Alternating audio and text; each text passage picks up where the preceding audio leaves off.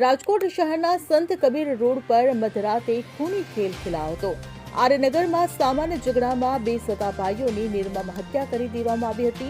વિકી જૈન અને અમિત જૈન નામના યુવાનોની હત્યા કરવામાં આવી હતી। ત્યારે છરીનો ઘા વાગતા વિકી જૈનનું ઘટના સ્થળે જ કમકમાટી ભર્યું મોત થયું હતું, જ્યારે અમિત જૈનનું હોસ્પિટલમાં સારવાર દરમિયાન મોત થયું હતું। છોટુ નામના શખ્સ દ્વારા બંને ભાઈઓની નિર્મમ હત્યા કરી હોવાનું સામે આવ્યું છે। ત્યારે મૃતક બંને ભાઈઓ અને આરોપી એક જ રૂમમાં રહેતા હોવાનું પણ સામે આવ્યું છે। ત્યારે આ બનાવને પગલે પોલીસે ઘટના સ્થળે પહોંચીને ડબલ મર્ડરના આરોપીની શોધખોળ શરૂ કરી છે। Bureau report CN24 news. હવે જુઓ દેશ દુનિયાની તમામ ખબરો તમારી આંગળીના ટેરવે। ઉઠાવો મોબાઈલ અને Google Play Store પરથી ડાઉનલોડ કરો અમારી CN24 ન્યૂઝ મોબાઈલ એપ।